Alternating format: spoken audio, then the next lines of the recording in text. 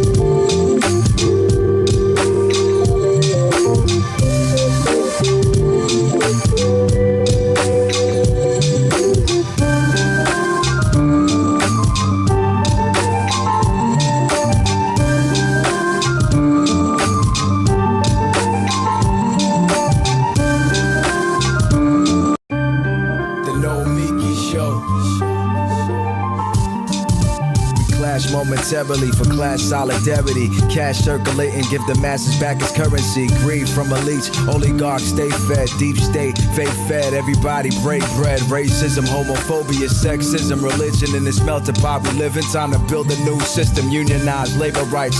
Highlight the issue, talking heads left is best. The saga continues. The Nomiki Show.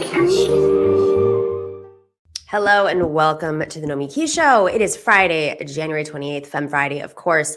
I wanted to start off the show basically, highlighting a story that came out late last night. It came out that Representative Cori Bush had her car had been shot up by bullets. There were bullet holes in it. And this is not just alarming, and they don't know what was behind it, if it was targeted or if it wasn't, but it is also not the first time that's happened. When Cori Bush was running for Congress, a similar thing happened outside of her home. Her car had bullet holes. Again, she was not injured. She was not in the car. And then they didn't know if she was being targeted or not either.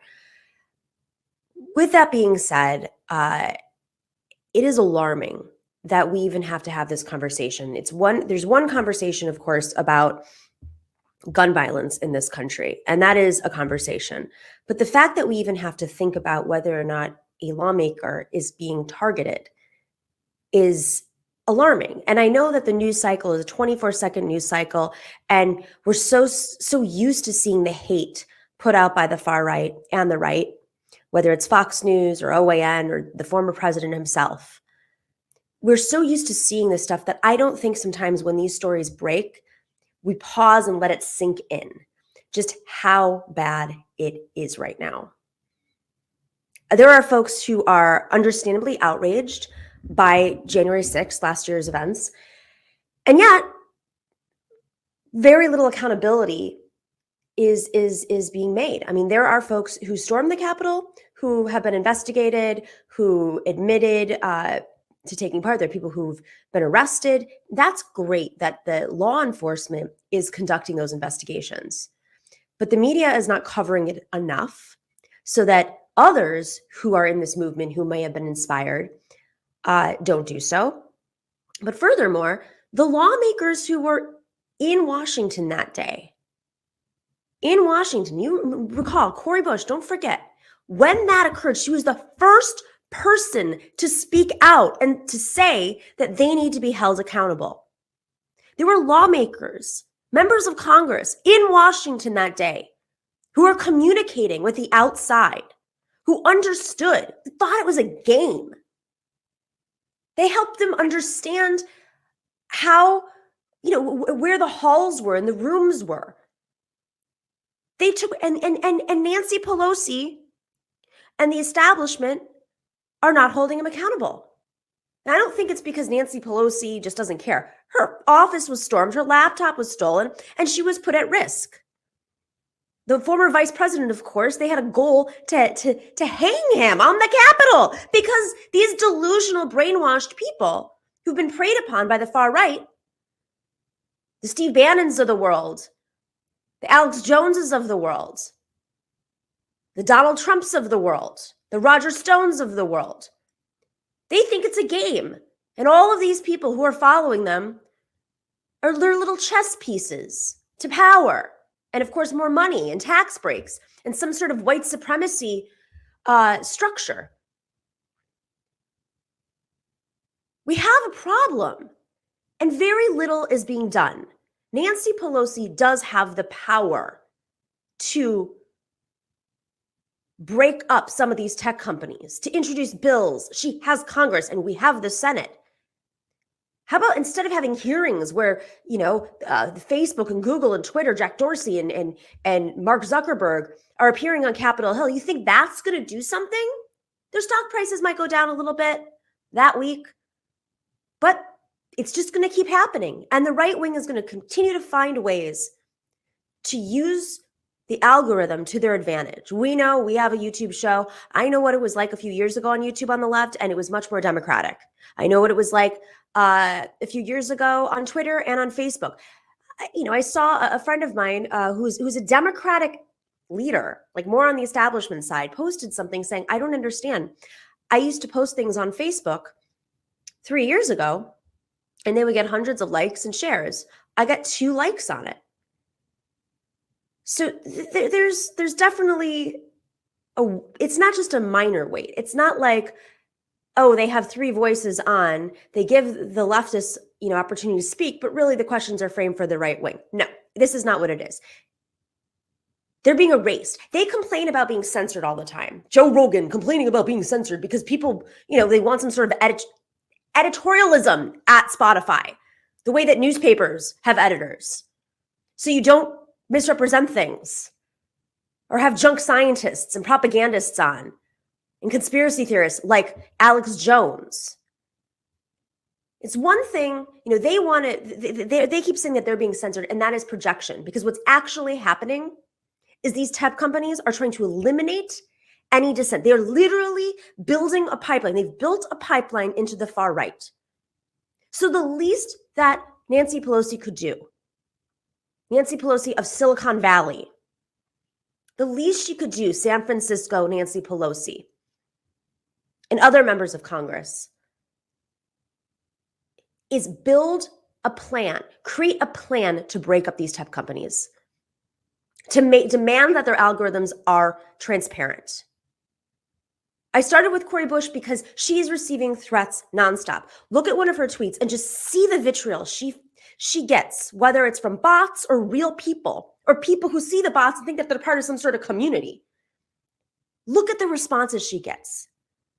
She can't go anywhere without security, and they don't give her extra money for that security. It's part of that small little budget she gets as a junior member of Congress.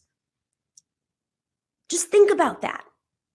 Think about what they're doing to serve us in Congress and what has been done to protect them and us from the vitriol out there. It's not stopping. It's going to continue to grow. So we just wanted to send our support to Representative Bush and hope everything's safe. And we really hope that that they find out who is behind this. All right, we have a wonderful show today. We're going to be talking about New York politics. My favorite is a New Yorker.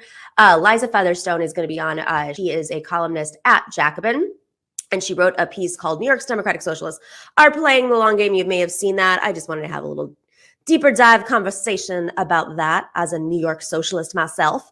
And then later we have an incredible panel with Janelle Jolley and Hadas Thier. We're going to be talking about a lot of labor stuff that's happening, a lot of labor organizing, a lot of people waking up, and of course, what Capital is doing to crush the labor organizing and the labor messaging. We'll be right back right after this quick break.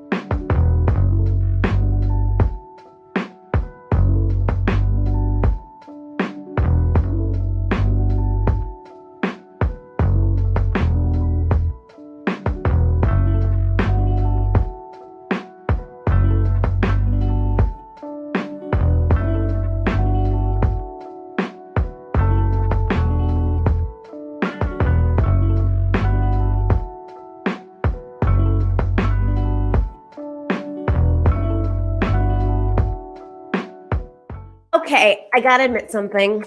Yesterday was my birthday, and I decided to treat myself with a couple of cocktails. And what does that mean? It means I'm not normally one to have some cocktails, and I felt it this morning. But luckily, the first thing I said to myself was grab a cup of coffee, but also some CBD, because that stuff works. Not all CBD, Sunset Lake CBD, because it is an extraordinary product that I have learned over the last year of working with them. It is, multiple areas of my life, like I live by this. It is literally It helps me sleep at night. It helps me stay asleep at night. When I have like any sort of pains in my body, I'll put like the Arnica CBD lotion on it. Also, maybe just like take some tincture. And it'll help me out when I'm feeling stressed, when I'm, like say something happens right before the show, I'm feeling anxiety, I'll drop a little Sunset Lake CBD into my coffee or my water or my green juice. But this morning in particular, I was like, ooh, I'm gonna definitely have a little CBD. I think it might help me. And it did. Shocker. I'm not saying that my eyes look great because I went to sleep very late, but listen, YouTube show hosts and other platform hosts are people too. We also drink martinis, and martinis are very strong, especially if you've been on a cleansing diet for the last 2 weeks like myself. It hit me very hard. But I'm really grateful to Sunset Lake CBD. They are, if you don't know about them already, because you watch our show, but Sunset Lake CBD is a farmer-owned company that ships craft CBD directly from their farm in Vermont that used to be a Ben & Jerry's farm to your door. Good juju on that farm, right? Because of Ben & Jerry's. Not only that, they pay their employees a minimum wage of $15 an hour, and their employees own the majority of their company. And of course, they support shows like our show, The David Pakman Show, and The Majority Report. But I mean, all sorts of products. They've got tinctures, they've got salves, they've got lotions, they've got gummies. There's dog biscuits. There's so many. There's coffee. Coffee's awesome because you drink the coffee and you don't get the jitters because it calms you down. My mom swears by it. My whole family is like really into Sunset Lake. I hope they're using the promo code. I'm not even sure if they are, but you got to make sure to use that promo code because then we know that they know that we sent you there. But if you go to sunsetlakecbd.com and you type in, and you want to order something or many things, type in Nomi, N-O-M-I, and you will get 20% off of your order. Type in Nomi at sunsetlakecbd.com and you will get 20% off of your entire order. I've tried other CBD products. They're expensive and they haven't really worked. But this works and the prices are very reasonable, and then they have discounts, always have promotions. Go to sunsetlakecbd.com, type in Nomi, and you'll get 20% off of your order.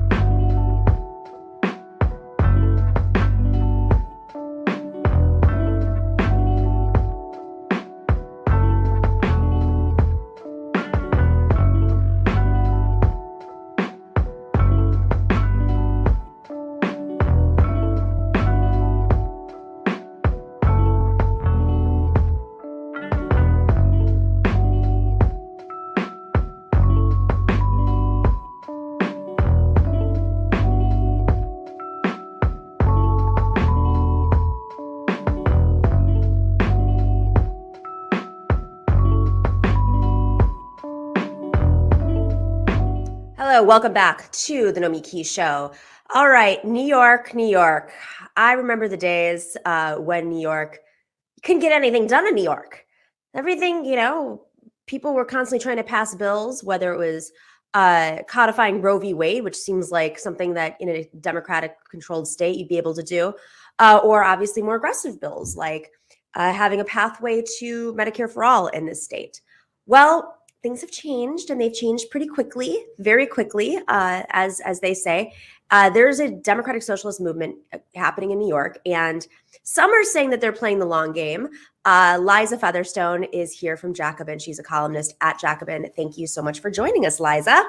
Thanks for having me, Nomiki. My pleasure. So this is my favorite topic. I could go into the weeds about this forever. All right, so let's just start off with, I'm going to throw something out there that probably a lot of people didn't know. I'm old enough to remember 10 years ago when Sheldon Silver, who passed away this week at 77, passed away in prison. Mm-hmm. Sheldon Silver, for 3 decades, about 26 years, I believe, was the Assembly Speaker. He was a Democrat. And he and his counterpart, Dean Skelos, who was the Senate leader, who was a Republican, both were investigated. There's a slew of anti-corruption measures that were happening. in New York State, and they controlled Albany. And there was this line that everyone would say, 3 men in a room got the deals done. The three men being the governor, because prior to Kathy Hochul, they're all men, shocker, and the 2 leaders prior to our current Senate leader, Andrew Stewart Cousins. They were all men. So 3 men in the room got everything done. And it was like Albany was just like this mysterious thing. Like, how does it really work? And then you'd hear from assembly members about, how Sheldon Silver ran the assembly and with an iron fist almost. And he was like one of the remaining remnants out of Tammany Hall. And then, of course, the Senate was Republican, which is like shocking to me that in New York, we'd have Republicans. Things have changed really fast. So what's going on? Yeah, I mean, you're right. I mean, I remember those days, and it seems so recent, and a lot has changed very quickly. I think that, I think that while it was helpful that people like Sheldon Silver, were prosecuted for their corruption and ended up in prison, which is it's sort of incredible that happened. But I think one of the biggest turning points was well, actually, a couple things. You can think about it as being maybe a series of little chinks rather than maybe one big turning point. But I mean, I think that when in 2018, when a group of progressives took a look at Albany and realized they were, all these people were politically active and felt like we're just banging our heads against the wall because nothing, as you said, nothing can get done. And not only because of the Republicans, but also because of a group of Democrats called the IDC, the Independent Democratic Conference, right? Who always caucused with the Republicans, or almost always. They always did. They literally go into the chambers with them and got bigger offices and more staff in exchange, even though they were elected as Democrats. Quote unquote, for our podcast listeners, that's my fingers going Democrats, quote. Yeah, no, that's right. So they always caucused with the Republicans, and this situation, there were a lot of different powerful people who had for whom this arrangement worked well. So that the result was no progressive legislation. Even, I'm glad you brought up the like abortion, because that's a perfect example of something that you would think would be able to get done in New York with a very blue state. Even rich people are liberal on that issue, but no. Because Republicans and the IDC, and this arrangement worked very well for Governor Andrew Cuomo, who wanted to be perceived as a Democrat and continue to get reelected in New York State, but did not actually want any meaningful progressive legislation, because he wanted to keep all his corporate donors in the fossil fuel industry, the real estate industry, the finance industry, and the 0.1 percenters who contributed to his campaigns, who didn't want to pay taxes. He wanted to keep all those interests happy. So the IDC arrangement worked great for him, and the charter schools, because the IDC was funded by real estate and charter schools. Yeah, that's right. And the Republican dominance also worked well for him, and so for all these reasons, and so a group of progressives, mostly in Queens but scattered throughout the city, looked at this situation and said, this is this is terrible. We can't get anything done. Our politics don't represent the people, And instead of just, shrugging their shoulders and being like, well, that's capitalism, they decided to do something about it. And they targeted the members of the IDC to unseat them. And they and just to be clear, this is in the Senate. So for folks who, that's right. I live in Queens, by the way. Full disclosure, I'm in Astoria, so I'm in that area. So if I get like really wonky, it's mainly just because no, I love it. And I was part of the fight. So like it's a crazy scenario. So there were 8 IDC members, and a coalition of folks came together. And there was a lot of reporting. Just a little backstory for folks if they weren't paying attention. The Senate, the deputy leader of the Senate, Mike Gianaris, who's from Queens, was kind of, out there, like meeting with groups, like we're all working to figure out quietly, because he didn't want them knowing this, to find, some great activists to run against different members of the IDC. And it was a really toxic time. There were spokespeople for the IDC who now work for Republicans, who used to work at the New York Post, who the vitriol, and from Governor Cuomo's ministry, the vitriol, they had folks following them around, and but the IDC was defeated, but simultaneously there were also people running for the assembly. So that relates to your article. I just wanted to set the stage. So and actually I didn't really get into all this background in the article, but you're absolutely right to be talking about it, because it's a really important part of the context, and so the progressives targeted the IDC. Almost all, like I think all but one IDC member lost their Staten seat. Island, that's right. Jazzy. And then at the same time, a totally obscure person who you have never heard of, named Alexandria Ocasio-Cortez, also challenged a centrist Democrat for Congress, also in Queens. All roads lead to Queens, guys. Yes. I live in Brooklyn, but I have to credit Queens for this revolution. I gotta say one thing. This is funny you're saying this. I remember during the IDC years in 2018, I was working for Our Revolution at the time, which had just emerged on some of the stuff. And we were organizing an event, and I remember trying to get the event in Queens. It was with a coalition of different organizations. And some of the people at these organizations were like, oh God, no, everything's happening in Brooklyn. Why are we don't want to do it in Queens. So funny. I'm like, I'm telling you. No. That year, if you wanted to do anything politically important, you had to get on the subway and go to Queens. So as we now know, Alexandria Ocasio-Cortez also defeated Joe Crowley, who was the head of the Queens Democratic Party, and she did that with the backing of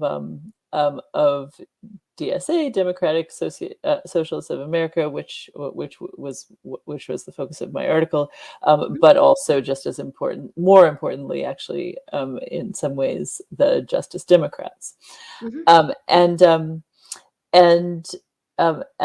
the same time, Julia Salazar ran for state senate in North Brooklyn with the backing of the DSA, and she also won her seat. So it was a. And there were actually many other progressives who ran for office and won their seats that year in 2018. Not all of them defeating,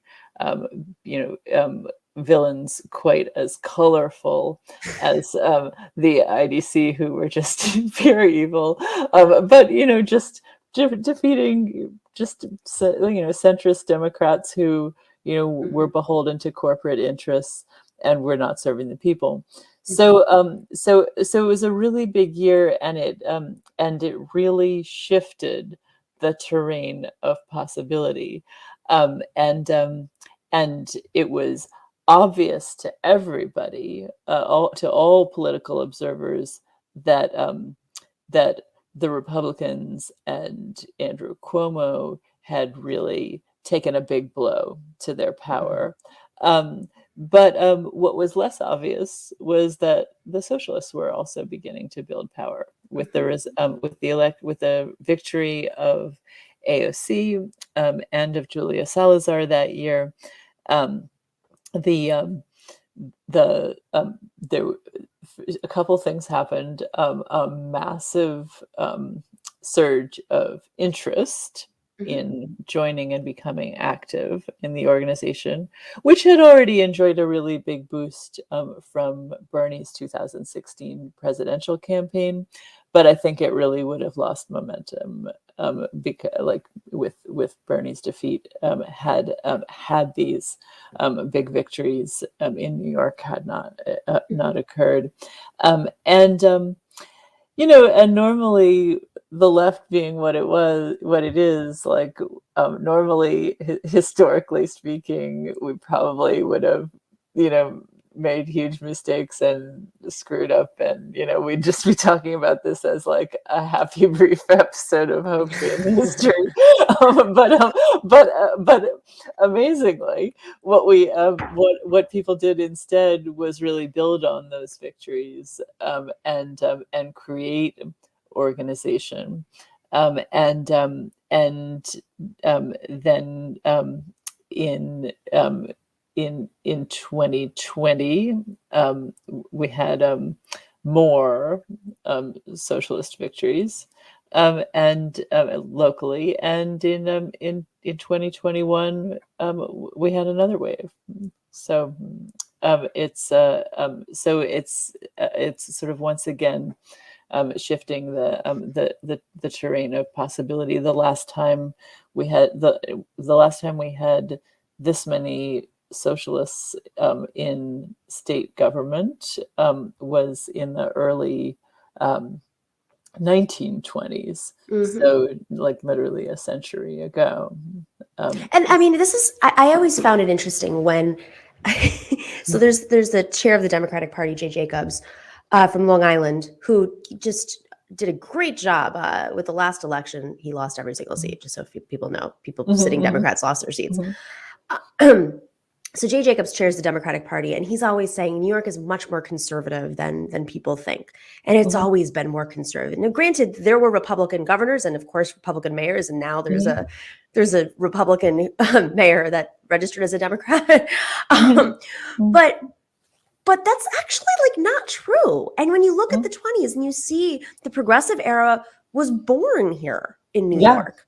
Yeah. I mean, people criticize Tammany Hall, but the origins of Tammany Hall were to basically diversify leadership, because it was the oligarchs. It was like the Dutch and German oligarchs, or who owned the city, and that was their way of pushing back and trying to fight for fair wages. There was some stuff that happened along the way that was a little unethical, but of course the oligarchs were unethical too. No one ever says they were that bad. Right. So I mean, let's talk about that. Like, it seems like the mechanisms of power. They were using the mechanisms of power to prevent this new progressive era from emerging, and the dam broke. I mean, look at no one thought Governor Cuomo was. No one thought. They thought he was king. They called him King Cuomo. Like nothing would stick on him. And it did. That's right. Oh yes. So that's another really important part of the story, right? Is I mean, it's interesting. It is and it isn't part of this, an important part of the story, because this progressive and also socialist shift, this sort of shift of the horizon in New York State was already well underway, but then early last year, Governor Cuomo was after years of just running a classically old school, disgusting sexist workplace where women just like had to tolerate all kinds of sexual harassment and just blatant like sexualization and all of that stuff. Creepy. Creepy, and also I just think it must have been so scary for them, like, because a lot of times, we've all worked in workplaces with creepy bosses, and sometimes it's terrible, and sometimes it's like forgettable, and whatever. Sometimes it's like not that big a deal, but it's a big deal depending on how much power your boss has over you. Mhm. Um, That's right. and that's, and often, often the boss has tremendous power over women. And in their case, the boss was the governor. Mhm. And he was the governor, and he was someone that even reporters and just, everybody in the political establishment was scared of. So Mhm. it really must have been so scary to have somebody like that singling you out for like unwanted sexual attention, and I just cannot imagine. And it was very brave of them to come forward, and so many women did come forward, and the the behaviors were widely reported, Mhm. and eventually the thing that no one ever thought would happen did happen, and Governor Cuomo was forced to resign. A number of things really shifted in the political landscape further because of that, because because Cuomo had been just an incredibly stubborn and powerful representative of the state's ruling class, Mhm. um, And and nasty too. I mean, and let's for very folks don't know his personality. He and very his nasty, staff were mean very, yeah, and would literally would hold grudges and retaliate, and he had all the money to do so and hire folks. It was a very toxic, outwardly toxic. Like sometimes you read these stories about politicians, you're like, oh my god, these seem so nice, and then you mhm, read about the toxic workplaces. It was everywhere. And so that's right, can you imagine these women, like, and I know some of them who already were in a toxic workplace with someone who was retaliatory and mean. I mean, they had yes, files on Lindsey Boylan. I know, It's yeah, horrible. Sorry, I horrible. didn't mean to cut you off. I just didn't know if people knew his No, personality. no, you're exactly right. No, that's no. Thank you for amplifying what I meant. I mean, everything about that must have been so scary for Right. them. And you know, um, so it really was. But it was there was sort of like a feminist greatness in seeing Andrew Cuomo exit the stage, but then it also really opened up the political possibilities still further in the state, Mhm. because he had really been standing in the way, like even with the IDC out, um, you know he did something with the IDC out, and the Republicans also, many of the Republicans also out. Cuomo did concede to more progressive demands than he would have, Mhm. but with Cuomo out, it's been better yet. So I mean, and the possibilities have been still better because Kathy Hochul is a governor. Kathy Hochul is also a centrist and represents those same interests, but she doesn't have as uncompromising a political style, That's right. and she just simply doesn't have the same iron grip, Right. and determination to uphold the status quo that Cuomo did. Yeah, And it seems that way. Like I know people are saying, "Oh, she's just like," she's not really. it's not the same. It's not the same, and she needs to also prove that she's not the same. So there's Exactly. leverage there for the progressives to Yes. really come in and say, like, is it really going to hurt you that much to increase the minimum wage? Or obviously the minimum wage is has increased, but we can go even further in New York because it's so expensive to be here. That's right. That's right. And it's also the change. I mean, the changing composition in Albany combined with the change at the top. It's an exciting moment. But they even even more than that, though, I think there's a sense at the grassroots that our organizing can make a difference. That's right. And that it's really worth it to get involved in politics. And I think that that's something we just never saw that in New York before. That was the big takeaway for me in this article was, sometimes when you're hitting walls and there's many losses on the path, and we know the statistics, at least for women who run, it takes an average of 3 times to run before you win. But keep in mind also, like, there's so little infrastructure around the country forget about progressives, for Democrats, like, right. So it's going to take a lot to like rebuild in many parts of this country. New York has that infrastructure here, but which I think was wonderful, and it was the iron fist. They needed an iron fist to hold back the progressive floodgates, right? Let's mix metaphors here, but but like in parts of the country, I mean, I think this is a great thing to read if you're living in rural Arizona where you think it's not doable, because it is doable. I mean, this was really, really hard to do, but the progressive message works everywhere. Everyone wants higher wages. I think that's right, and there are different challenges everywhere, and I don't want to make it sound like it's easy, but I do want to build on what you just said, because a lot of times people hear about these these progressive or socialist victories in New York, and they're just like, well, that's New York, right. As if it was as easy as getting a leftist on the Berkeley City Council or something, and it's like, we 10 years ago, we did not think any of this was possible, as you highlighted in your introduction.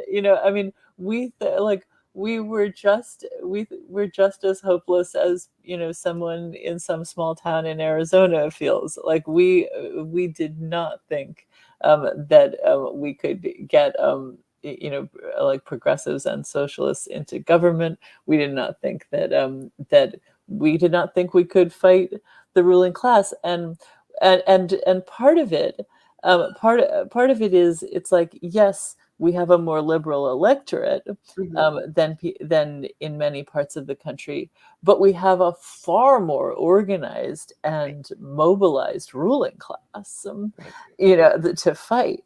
I mean, these people have serious organization, and they have serious money to protect. That's right.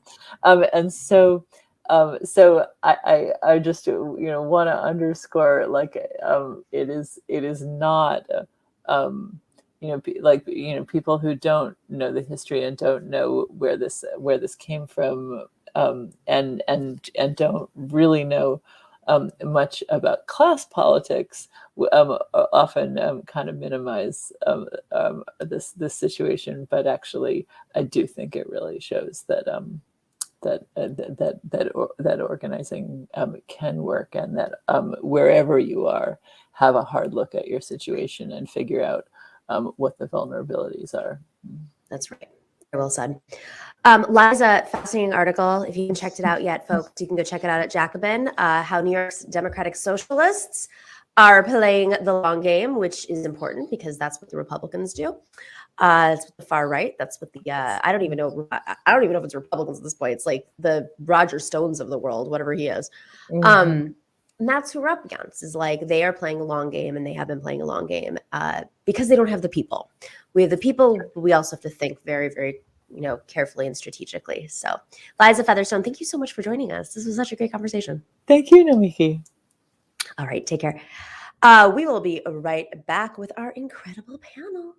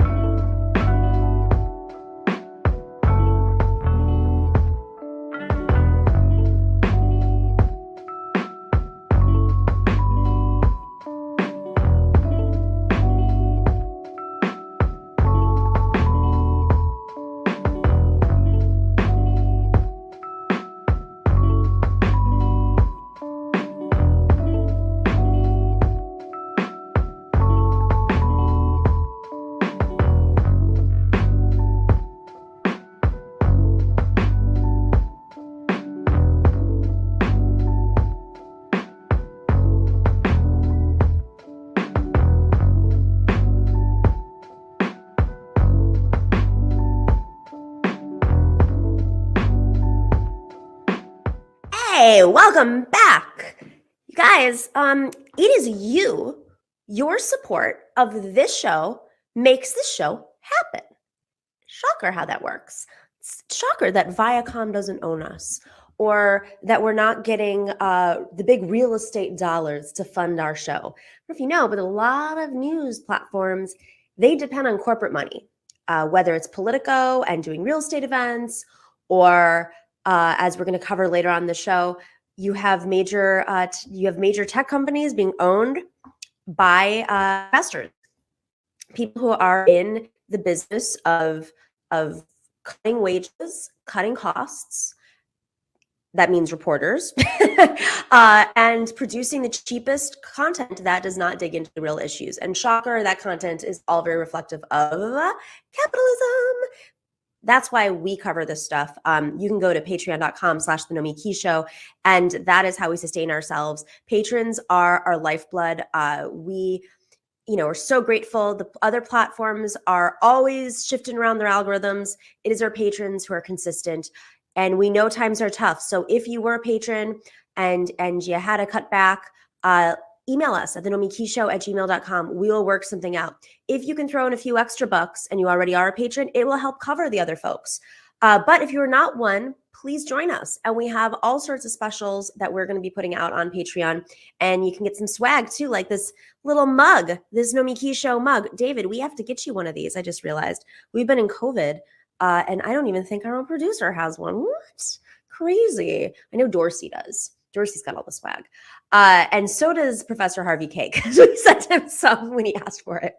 But you too can get some swag. And we're going to be doing some special events. Go to patreon.com/the Nomiki Show. And speaking of people who send their love, over at Twitch, Pirate Vision, thank you so much. Rated our show. Thank you so much. And TYT rated us. What? How did that happen? I didn't even know about that. Lumiru rated. Thank you so much. And Siscat subscribed. Lefty420820. Marty C59. Thank you so much for your cheers. And J-Tide also for your cheers. And over at Super Chat, oh my God, at YouTube, I just got to say, thank you, Big Galameo. That was quite some love you sent to us. And Gabe Yo sent us some love. Mr. Difficile.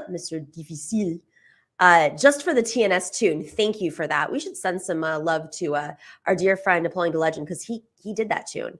Prairie Fire, what's up, Prairie Fire? Says, oh, thank you. So sweet. That was a birthday, little birthday love to me, saying, I hope you have a happy birthday. I believe this makes you an Aquarius. It's true. As a fellow air sign, what makes us better than everyone else? Great question. Just for folks who don't know, air signs are Gemini, Libra, and Aquarius. And people always think that we're water signs because we're the water bearers. We're the Aquarius types, Aquarii, I guess. We are known for being, little visionary-ish, a lot of entrepreneurs, a lot of like scientists and leaders and presidents. And so a lot of leadership, but coming up with like ideas all the time. That's very much who we are. So we're airy. But we have other strengths too, and we're positive. We're always trying to like humanitarian, trying to improve society. I don't know, go look it up. All right. And Phil asks, ESQ, enjoying the show, Euro on me. I'm going to do a vegan Euro. Thank you so much. And it's Euro. This is a great lesson for folks. Everyone thinks it's gyro or whatever else people say, but usually I hear gyro. It's Euro. Euro. Euro. Euro. And that is your Greek lesson for today. Thank you so much for all the shout outs, everybody. We're always grateful to you.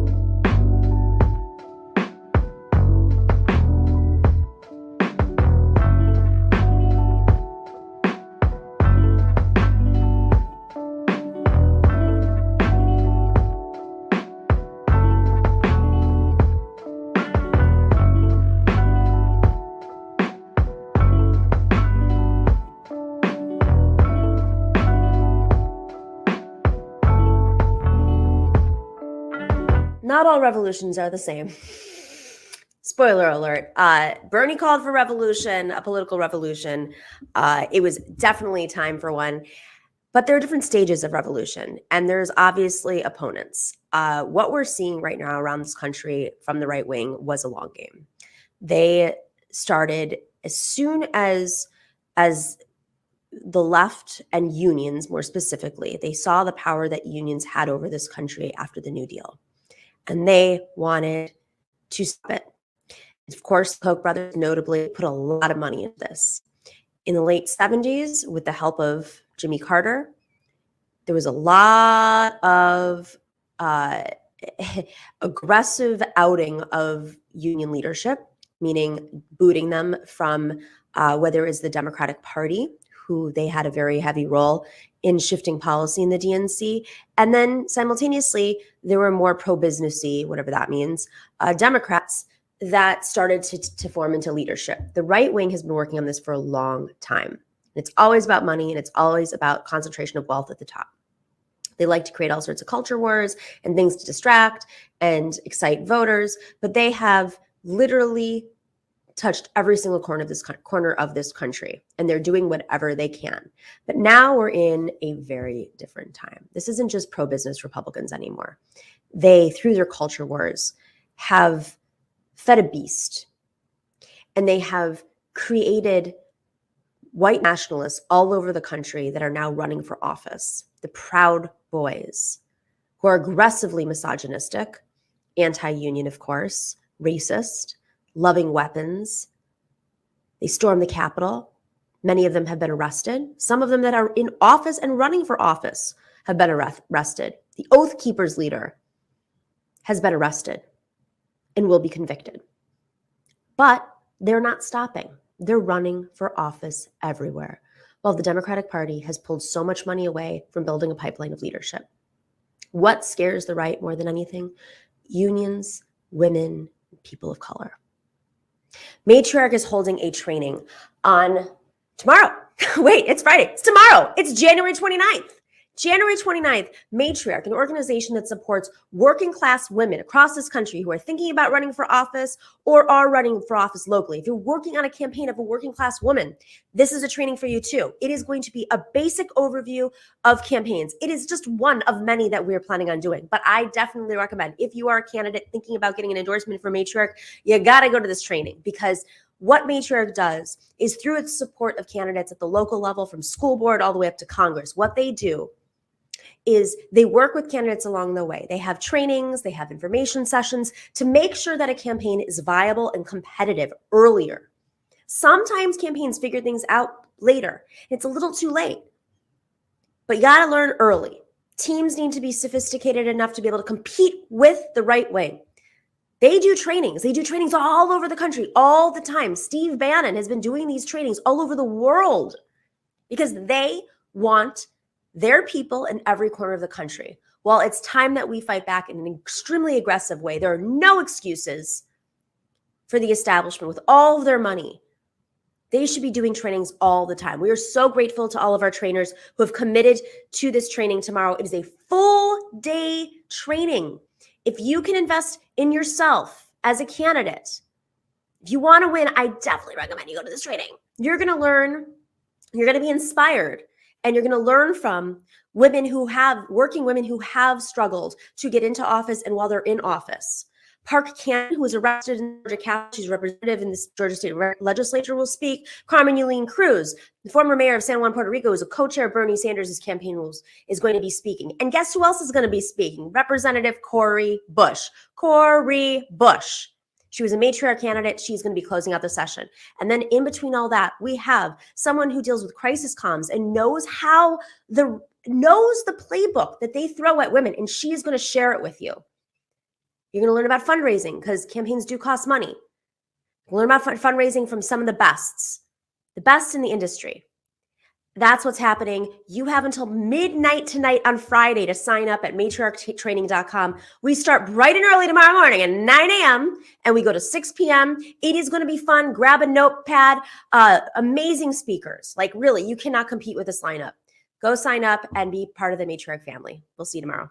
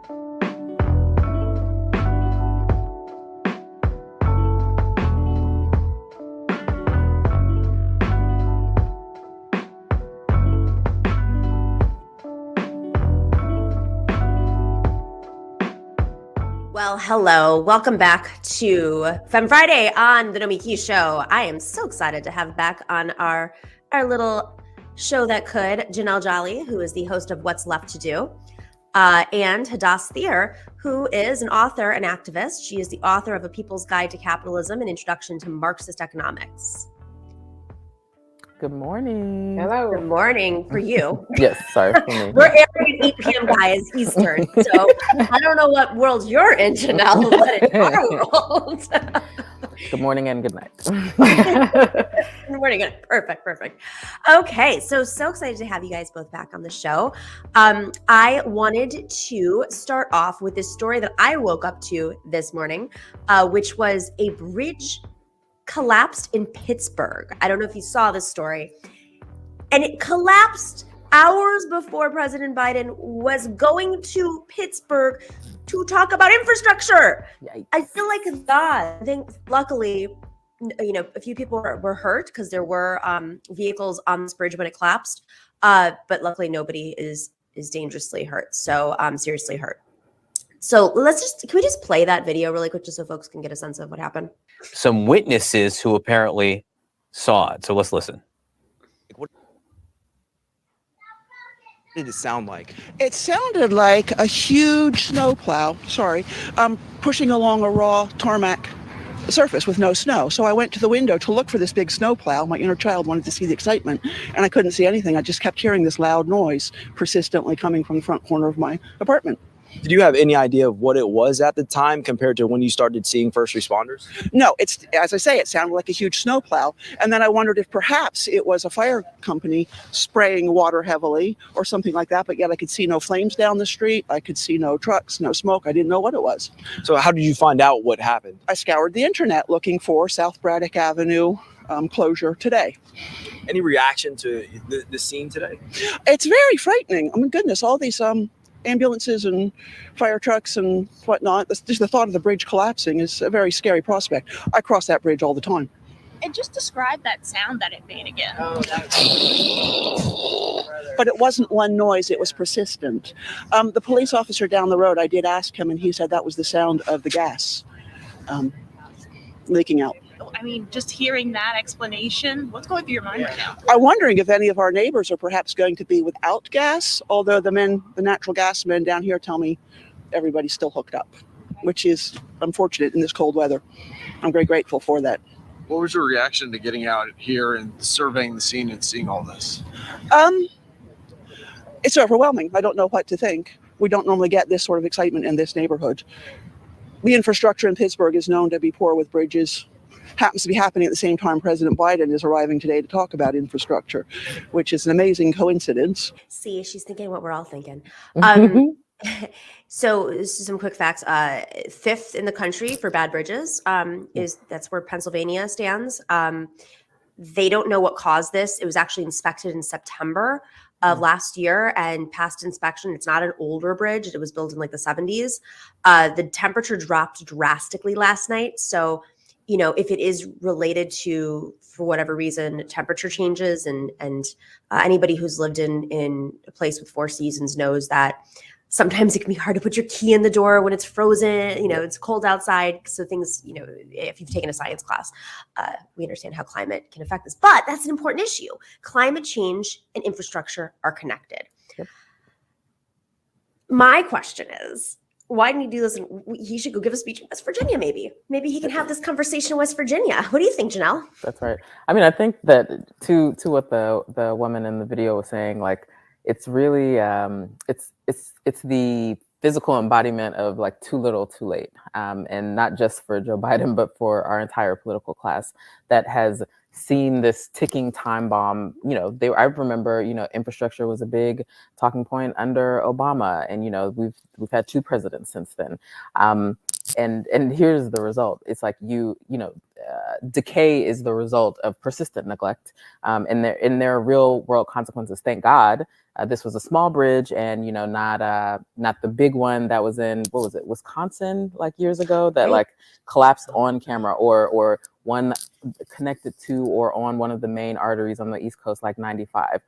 You talk about supply chain backups. You've seen nothing if you include the movement of goods dependent on one of these rickety bridges. And I mean, this is entirely to be expected. And I just wonder if this will prompt more interrogation for the need of investment. Probably not, because we're in a midterm year and everything is nuts. But this is just, I don't know. It's just too perfect to underline kind of like the stakes and like how neglected our infrastructure has been for so long. So.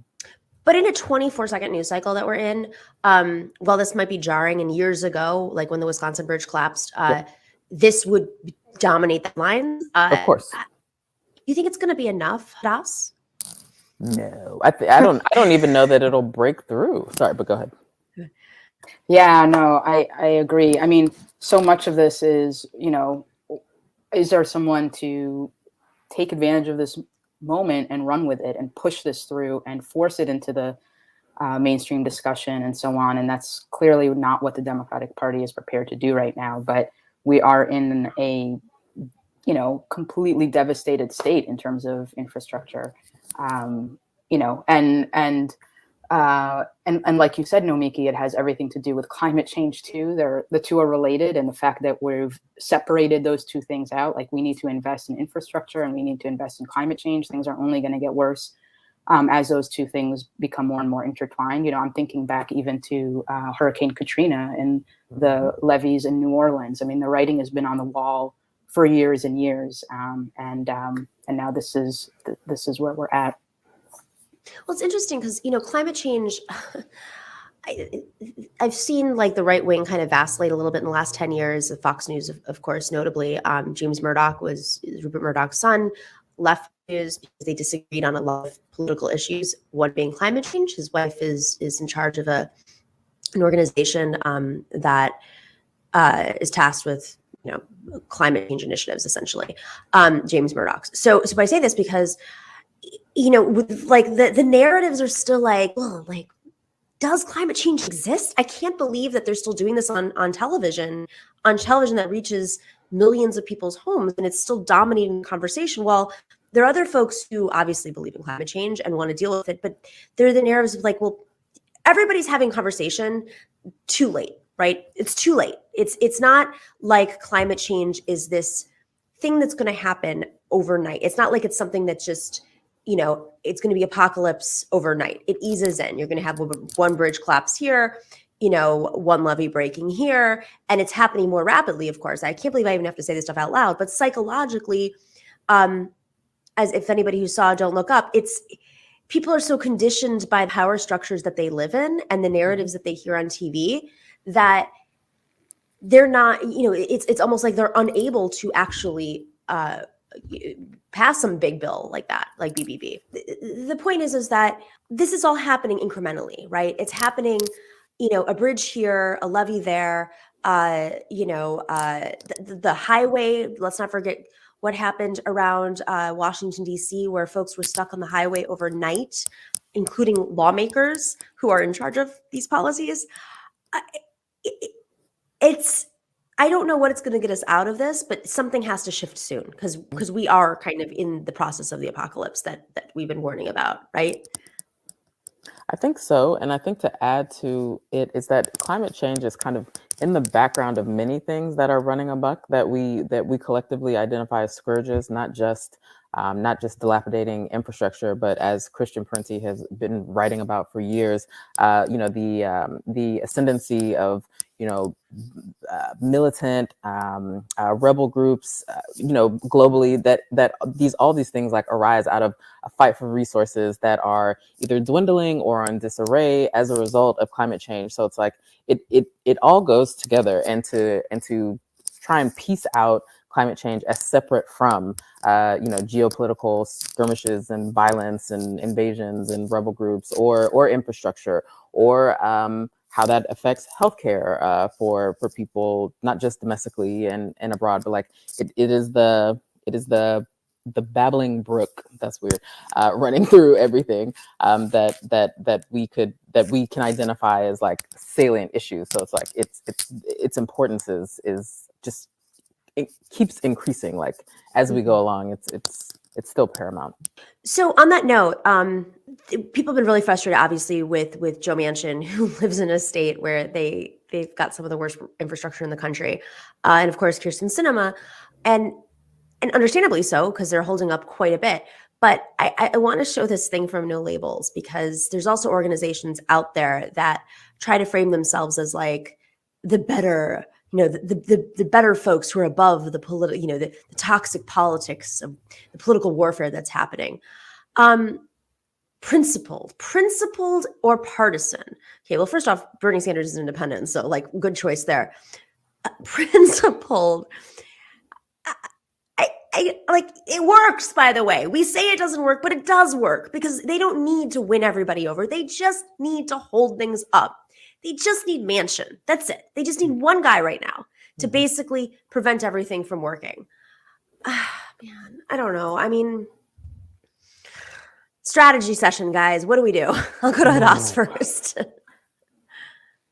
Yeah, I mean, this is a hilarious idea on every level. I mean, first of all, you want to try to compare someone to Bernie Sanders as saying, you're more principled than Bernie. Is a little bit of a hard sell in my position. Of course, I'm a diehard Bernie bro here on Femme Friday. But anyway, we all are. Don't worry. We're all there. It's not. But anyway, the whole thing is absurd. Except for the fact that Joe Manchin is principled. He has certain principles. He has the principles of, the fossil fuel industry that, fuels his campaigns and so on. Those are the principles that he represents. So, I think that there's a war within the Democratic Party. And the question is, what does our side do, inside and outside of the Democratic Party, right? Because like within the Democratic Party, you have Bernie on one side and you have Manchin on the other. You have the left of the Democratic Party and you have the right of the Democratic Party, but then you have the centrist Democrats that are the majority of the Democrats and are in the leadership of the Democratic Party that tend to appease the right of the Democratic Party. That's their kind of go-to, default. And, and it's not a coincidence that that's their default, because they have the same corporate backers and so on. We had a little bit of like a window there in the beginning of the year. Some positive things were able to be pushed through, and it seemed like the left of the party was going to have a little bit more of a hearing. A part of that had to do with the fact that American capital was more open to stimulus spending and more open to some changes happening, because the situation was as bad as it was, and because they were afraid of the populist right and so on. So there was a little bit of an opening for the left of the Democratic Party to have a little bit more say-so. And that window has rapidly closed, and now, and not coincidentally at a time when American capital is also shifting, now it's all about fighting inflation rather than supporting working people. And we're not talking about essential workers anymore and so on and so forth. So I think that what's happening is bigger, than just Manchin versus Bernie. And I think the issue is, how do we mobilize our side? Because we're not going to be able to leave it up to the Democratic Party leadership to do the right thing and plow through Manchin's opposition, to mobilize, take it to his home state, all the things that they would need to do to actually put real pressure on him. They're not going to do. And so the question is, what does the left of both the Democratic Party and more broadly, the left do on the ground? What's left to do? Yeah, there we go. Nice Janelle? I think it's what's really interesting, and this is related to maybe something that we'll be talking about with Nina Turner, is that there's some dissonance between the kind of online and in some corners of the mainstream media, discussion of Manchin as an obstacle to the president's agenda. But there was a poll that came out, it was either earlier this week or last week, and his numbers in West Virginia, they're very favorable. He's still very popular back home, and that's what matters. That's one dimension of what matters.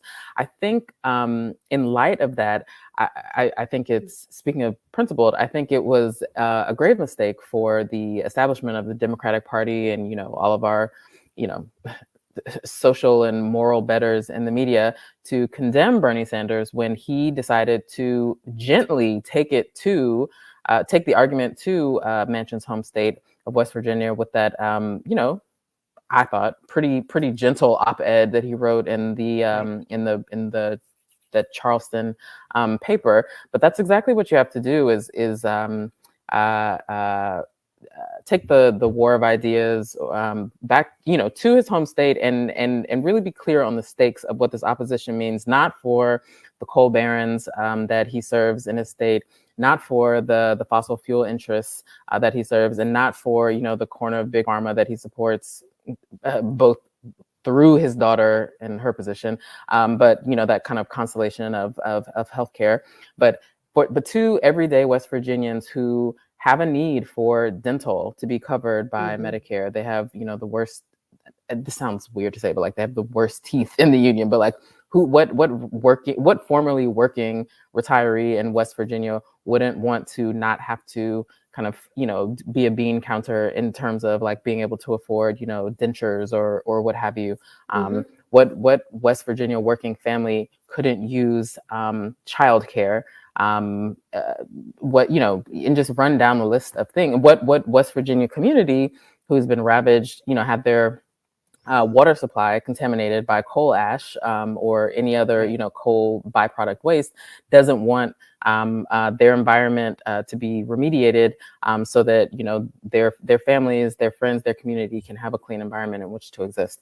But you bring that fight to the people, and in the hopes that creates some level of pressure to get him to not moderate his positions, because that's not the direction that we want him to go in, but to push him a little far left. It's not guaranteed to happen, but you have to at least try. And I would like to see the, you know, left wing of the party, such as it is, make more investments into these very targeted,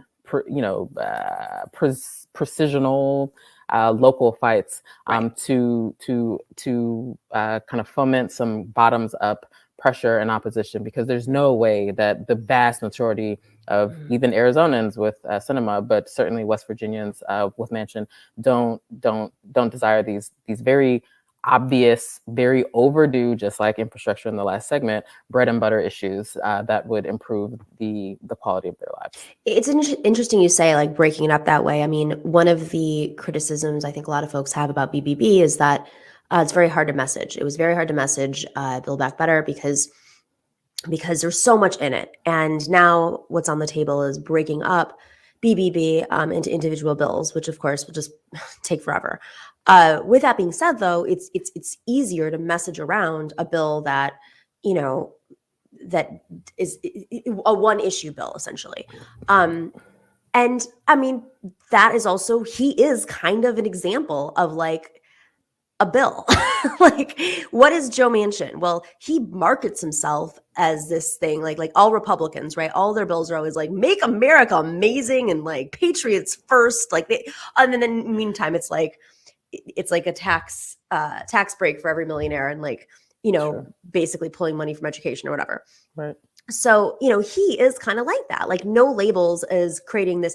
He is principled. Okay, well, let's break down who Joe Manchin is. Let's break him up into pieces. He's somebody who doesn't want you to have clean water, is paid for by coal. By the way, they're not protecting their workers the way they should be, because he's really not standing with unions the way he's claimed he is. He's the richest man in West Virginia. You know, like breaking it up would be very effective. And I do think that's a great lesson for folks in West Virginia locally who are organizing. I do want to shift, though, to organizing, because there's so much happening in this country right now that, I mean, the pandemic has pulled back the curtain on how low employers are willing to go. That's right. Some of it is just the culture of being a boss. Not all bosses are the same, which we'll get to. And some of it is because a lot of companies are now owned by firms that are literally just there to make money. And they don't care what it takes. Let's play this clip of what it means to be a boss who believes in their workers and believes that they should survive. A devastating and seemingly incurable threat is sweeping the nation. Worker shortages. People don't want to go back to work. People don't want to work. Now, our country's getting lazy. Enhanced unemployment benefits are creating an incentive for people not to return to work. We have a labor crisis in this country.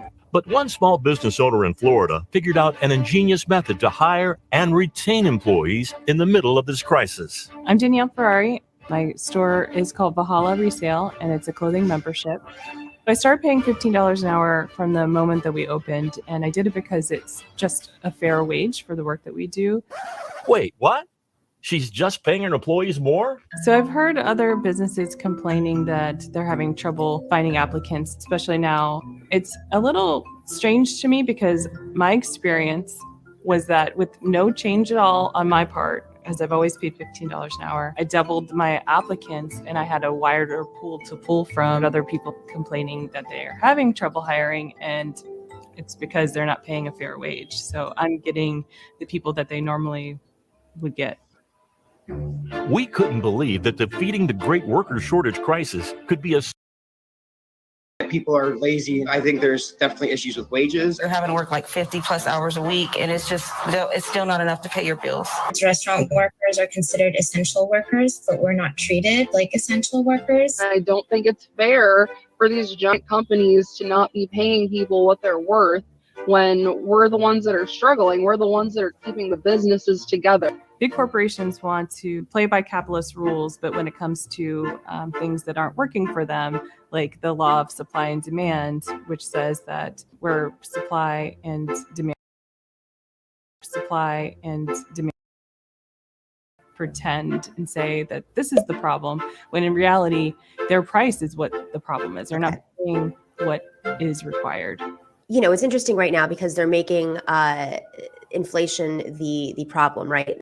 You also have companies like the shipping monopoly, who is completely unregulated, jacking up their price. Then you have companies that are jacking up their goods prices simultaneously while they're not paying their workers. What she's essentially saying is, in a consumer-based economy, you have to pay your workers a living wage so they can buy your goods, which PS are also jacking up.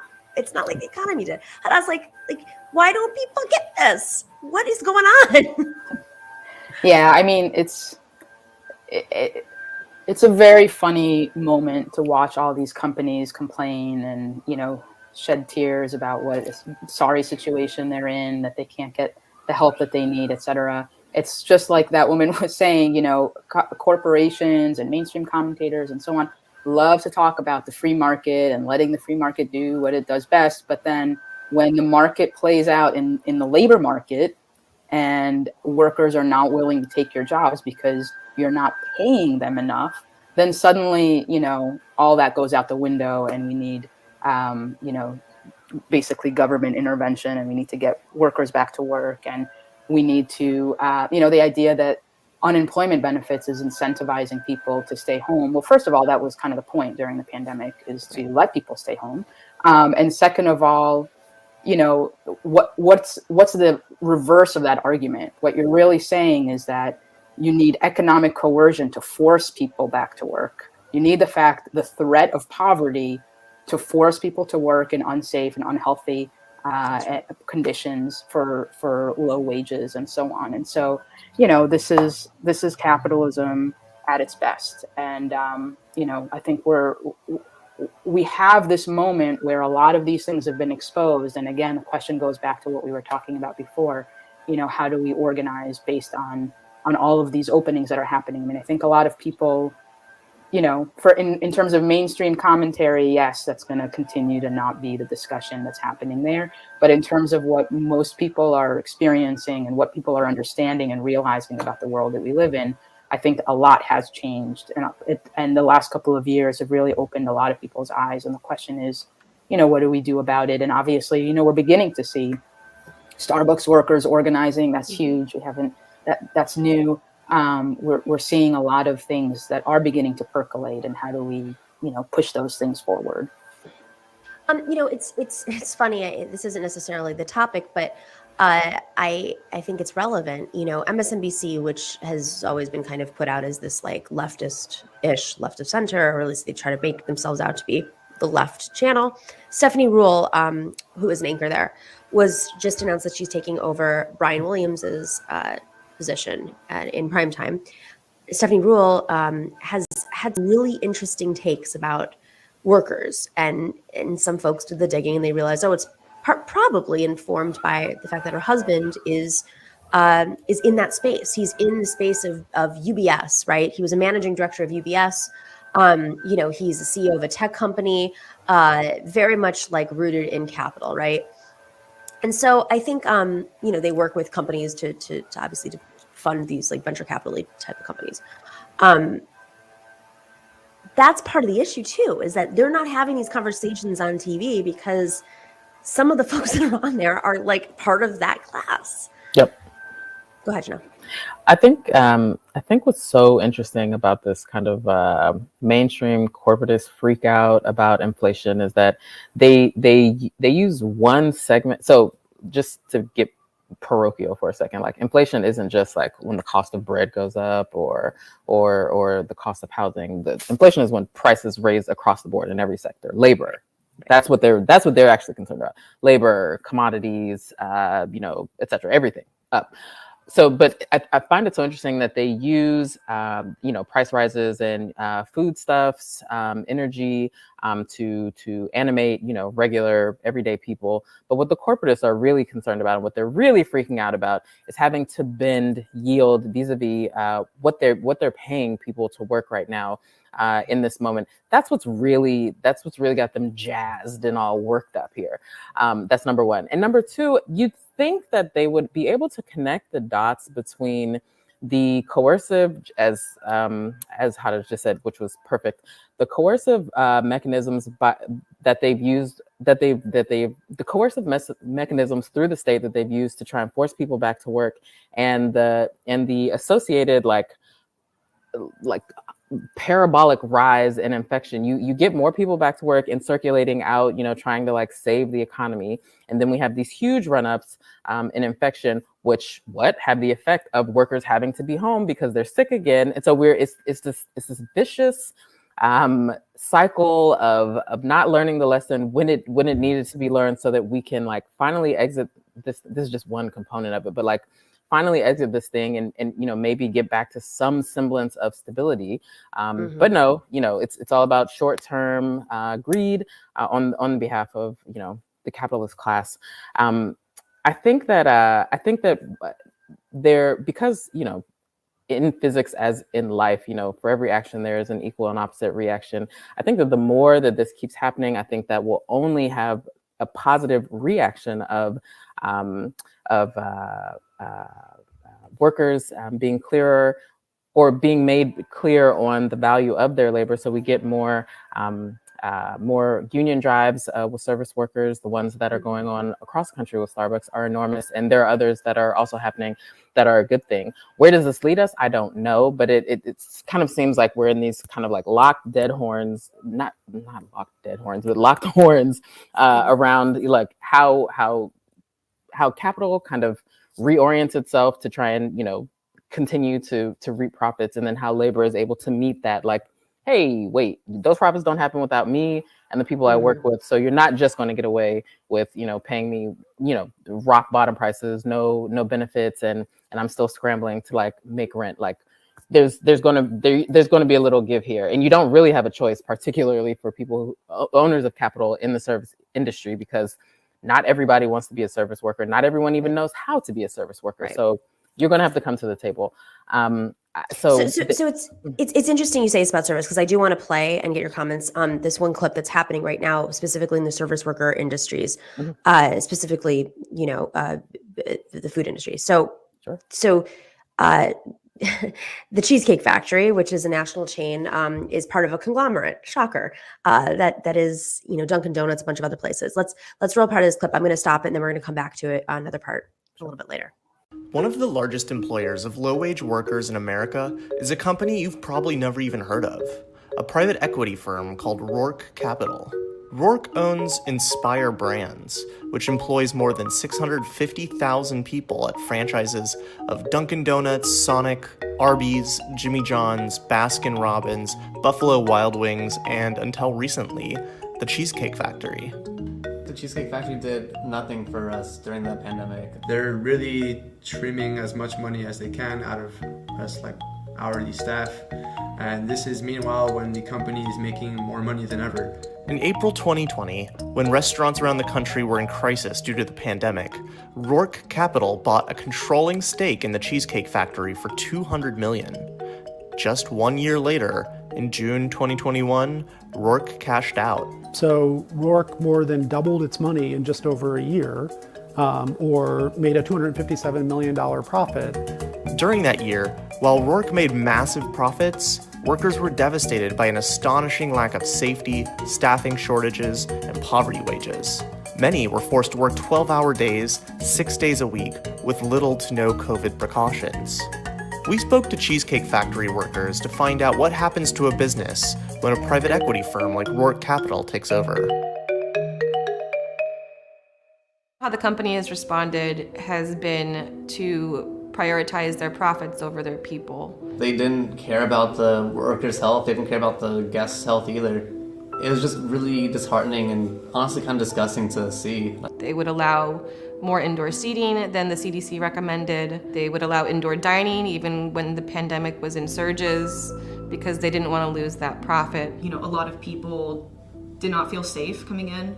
A lot of people felt afraid to take their sick days off because we were still understaffed then. There's definitely a lot of pressure to come in even if you were ill. The state of California offered workers 10 days of paid time off in case a worker got sick or was facing side effects from getting the vaccine. They did not tell anyone about this. They did the legal minimum in posting a notification on it in very small text, hidden away with a lot of other old irrelevant posters.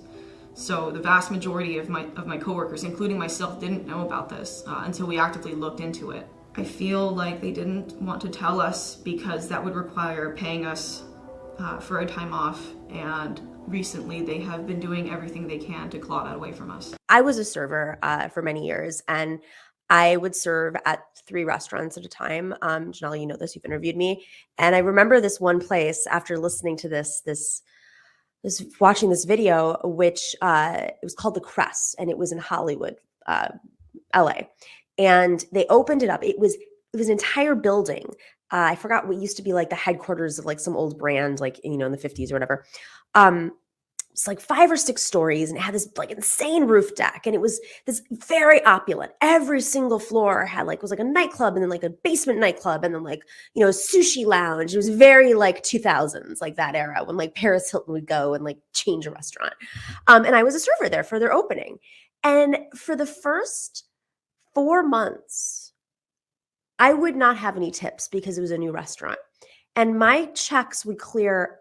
I can't believe in retrospect that I would put up with this. I just got other jobs because there was the idea that, well, this is going to be a really hot restaurant and I'm eventually going to take home, several $100s a night, maybe even like $1,000 or so, because that's what was that's what was happening back then. And it was very, very hard to get those like prime server jobs. But I was making like $2 an hour.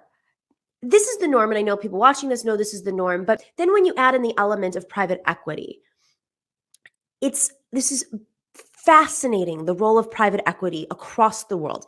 This firm, which they get to later on in the video, it was named Roark after a character in Ayn Rand's, Atlas Shrugged.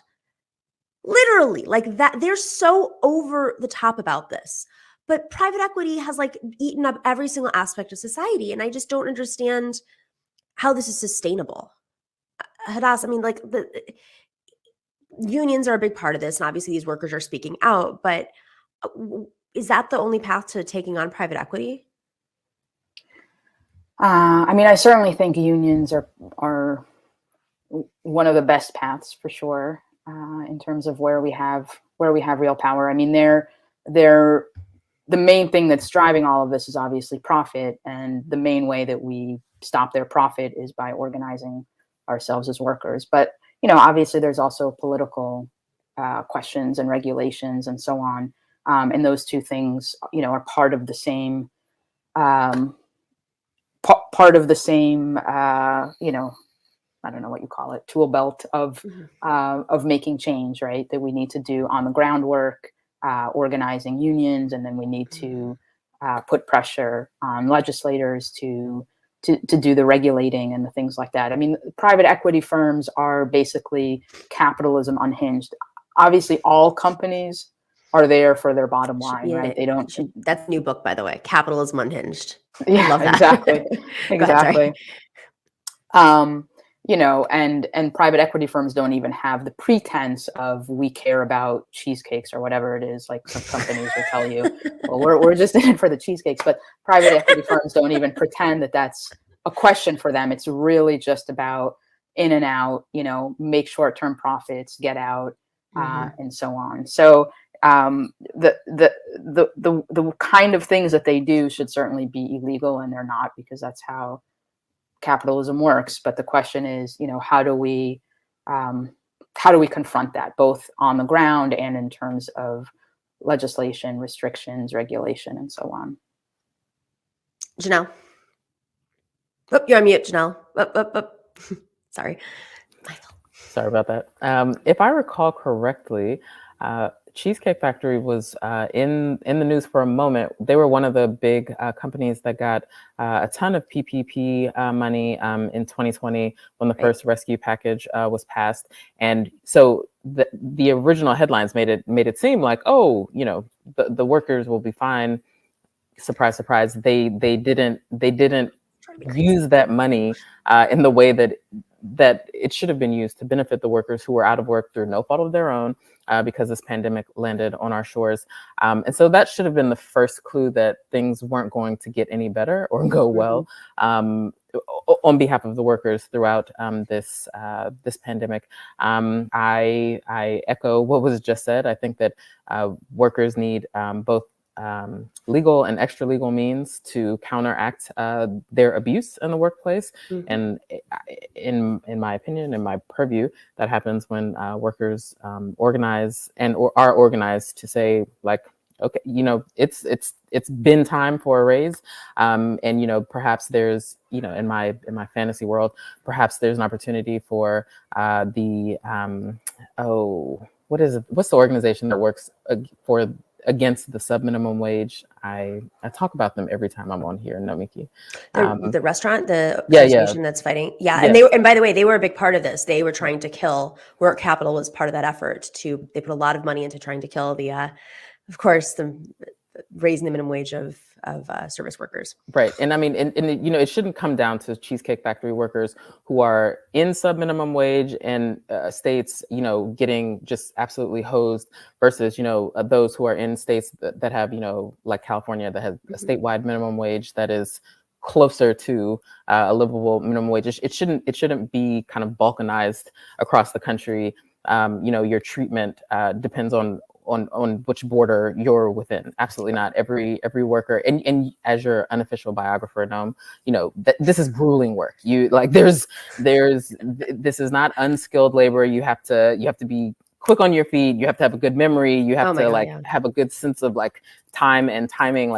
This is not easy work, and the wages should reflect this. But it's absolutely criminal how the workers of Cheesecake Factory have been treated this entire time. And but what else could be expected with rapacious private equity capital owners?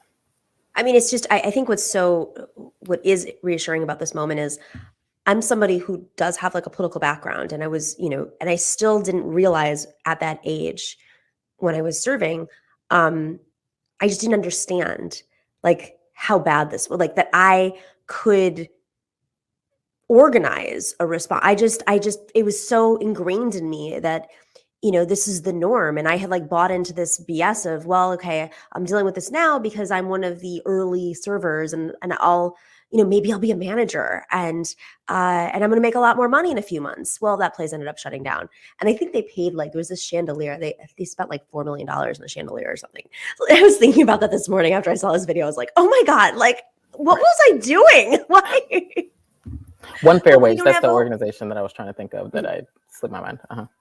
Okay, well, I want to shift gears and just end on a quick little note. It's fun. Rumors of Bernie 2024, because everyone's thinking, is Biden going to be challenged?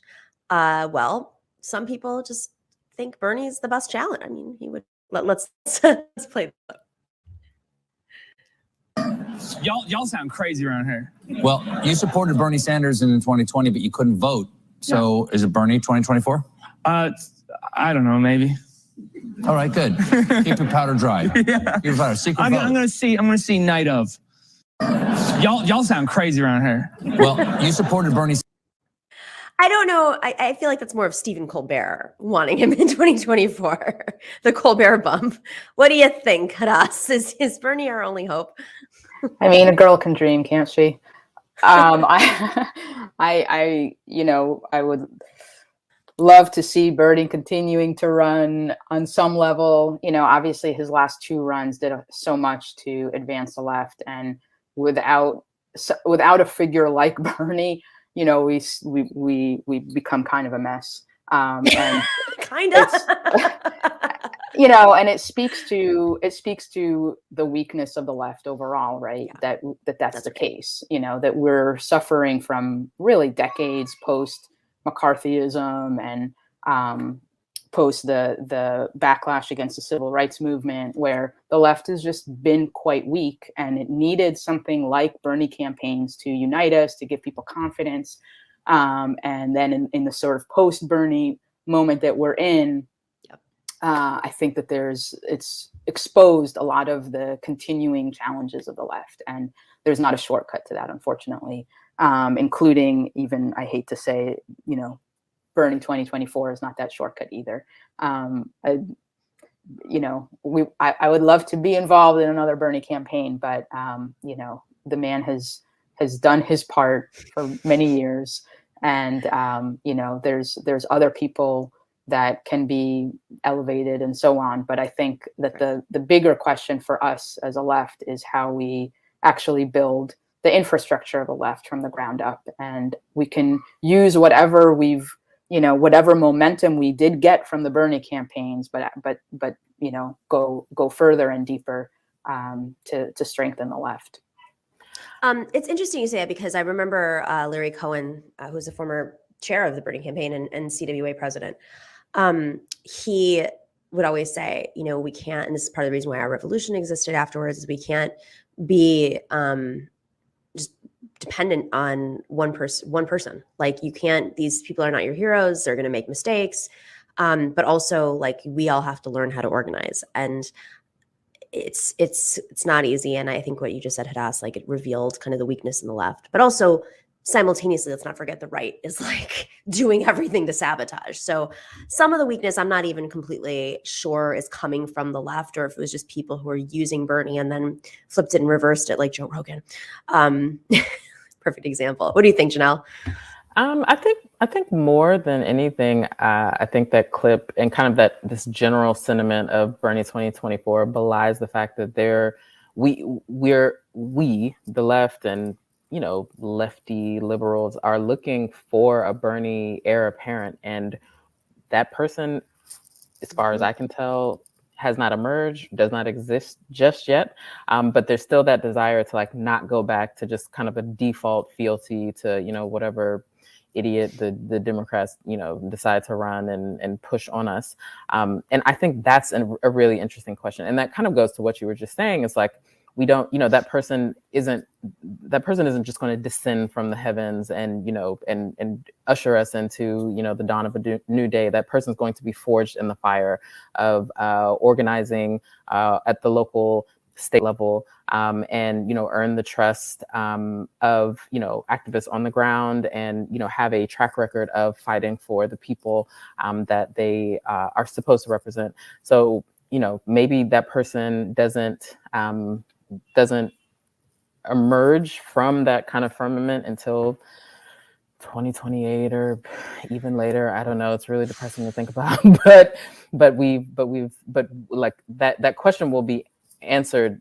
We will answer that question. It won't be given to us by like Colbert. Like the people on the ground fighting a myriad of fights will come to understand who that person is because of their integrity, because of their commitment, because of their track record, because of their values.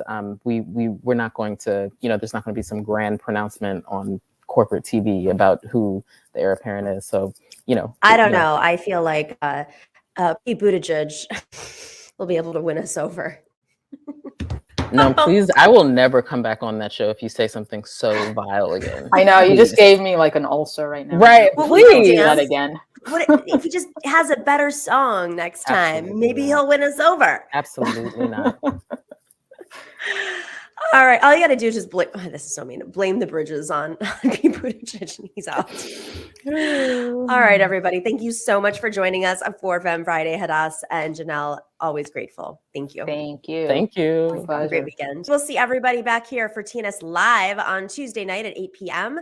We start off on YouTube and Rockfin, and then we end on rockfin.com/Nomiki. Go check us out there. We have very long conversations with one really significant person. We do a deep dive for about an hour, and that is our TNS Live. So go check us out on Tuesday. And of course, meet us back over on all the other platforms, Wednesday and Friday, 8 p.m. Eastern. And thank you to everybody who's joined us today for Femme Friday. Have a wonderful weekend and stay in solidarity. The Nomiki Show. Clash momentarily for class solidarity. Cash circulating, give the masses back its currency. Greed from elites, oligarchs stay fed. Deep state, faith fed, everybody break bread. Racism, homophobia, sexism, religion in this melting pot we live in. Time to build a new system, unionize labor rights. Highlight the issue, talking heads left is best. The saga continues. The Nomiki Show.